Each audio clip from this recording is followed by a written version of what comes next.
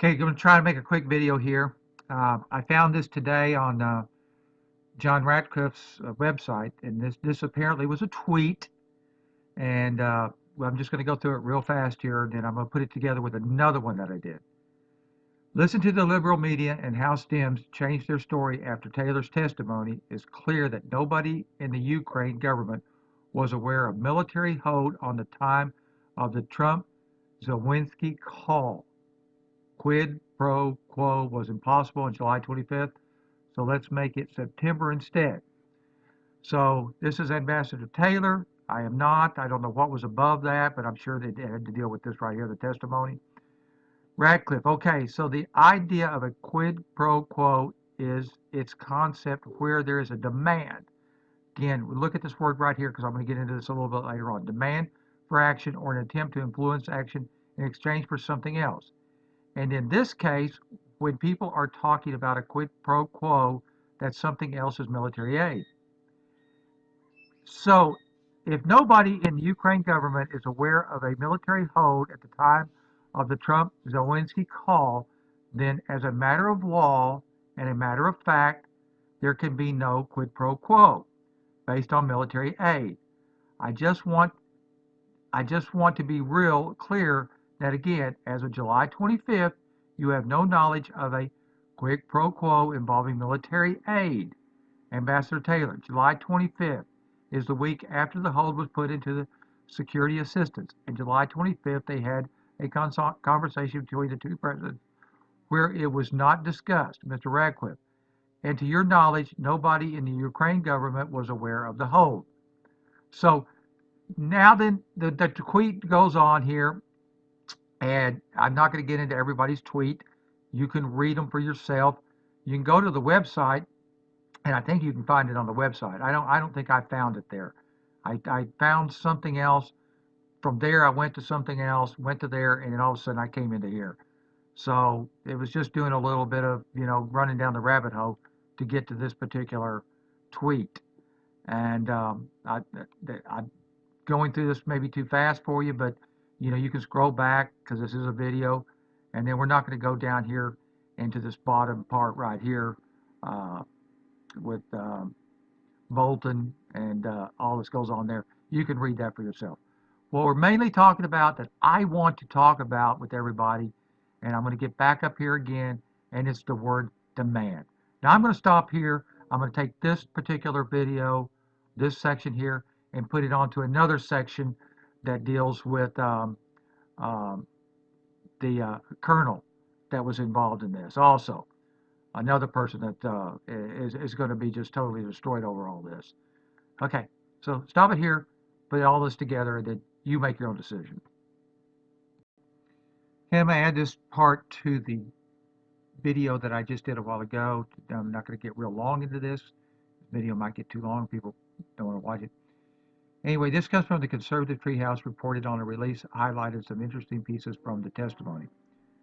Apparently, in his opening remarks, young Vidman stated that he believed the president demanded, again, this is the word that I'm playing on right here, demanded something from the Ukrainians. Representative Ratcliffe restored him on his assertion. On page 5, I guess this starts election call, and I'm going to ask about the last paragraph that starts. I was concerned by the call. Before I do, did you write this statement? Vidman, yes. Ratcliffe. So these are your words. Vidman, yes. Radcliffe, anything of these words that you want to change? Vidman, no. Okay, so in here, you, in the paragraph before, you reference that the transcript in the public record, we are all aware of what was said. I was concerned by the call. I did not think it was proper to demand, again, that word demand, that a foreign government investigate a U.S. citizen. You said I did not think it was proper. You didn't say it was not proper. Were you uncertain? I was not uncertain. All right. Do you want to change your statement to say that it was not proper to demand, in the word demand, that a foreign government investigate a U.S. citizen? Ratcliffe challenges Vidman to find the president's transcript of the call where the president demanded anything from the Ukrainian president. Mr. Ratcliffe, okay, so again, clear to you but you cannot point to me a specific place in the July 25th call that justifies the use of the word demand. Vidman, if you give me a minute, Congressman, I'll just. Ratcliffe, take as long as you want. I'll take a look and see if I can find something. Ratcliffe, what is the time? I was just reflecting on how long the witness is looking for words to justify demand, and the record reflects that. What is the time? All right, I'm going to let the record reflect that I've given the witness several minutes to look for the words that justify the use of the word demand. Have you found anything at this point? Vidman, I think so. Ratcliffe, okay. What is it? Vidman could not name anything anywhere in the transcript where the president demanded anything. That's huge. And that it was all what Vidman perceived and not based on the law or the interpretations of the meeting. Vidman had no concerns about the president's policy. Ratcliffe, okay. So you get to an important point here because you go to say obviously that you were concerned, and as a result of that, you reported your concerns to the NSC lead counsel, Mr. Elsenberg, correct? Vidman, correct. Ratcliffe, okay. You just said you reported it because you thought there was something wrong. And I'm trying to find out if you were reporting it because you thought there was something wrong with respect to the policy or there was something wrong with respect to the law. And I understand you say that you weren't certain that it was anything improper with respect to the law, but you had concerns about U.S. policy. Is that a fair characterization? Congressman Ratcliffe next destroyed the witness Vidman, pointing out how Vidman told Ukraine officials not to detail the discussion to ignore President Trump, a blatant crime committed by the underlying. Okay, I'm not going to get into all of this because we're going to get into some stuff here that all of a sudden there's going to be other people start jumping in on apparently on this conversations. But you can see, so you, a week following your listening in on the phone call with President of the United States making a request of the Ukraine government to assist in an ongoing investigation. A member of his National Security Council swiftly told Ukrainian officials to do just the opposite and to ignore his request and to stay out of politics. Is that what we're to understand from your testimony today? Vidman, that is an interesting characterization, Congressman. I am certainly not going to go against the orders of my commander-in-chief.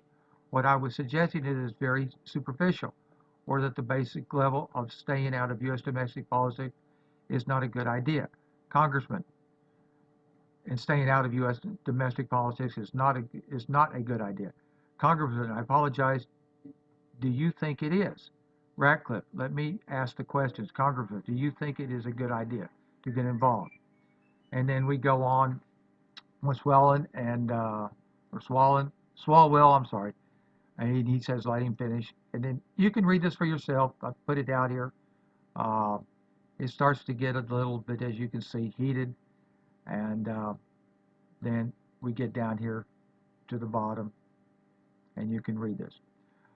All I'm doing is putting this out there. I'm just a messenger in case you haven't read this transcript.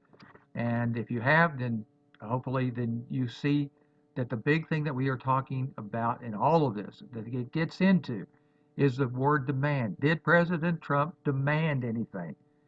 That's where that's where we're all looking for. There was no demand. As the president says, the call was a perfect call. You make your decision on this. I'm not saying whether it was a perfect call or not. I don't know. I'm not a lawyer or anything of that nature, and I'm not telling you to judge this by what I have put here. You just need to judge it for yourself and see if this is what you feel is justified in all of what we are going through and we've gone through now over 3 years. Is it right? I feel it's not. That's my opinion. And again, as we have here, we have somebody else that has opinion. We have opinion from Vidman. That's his opinion. He didn't feel it was appropriate. Was it against the law? No. Your decision now.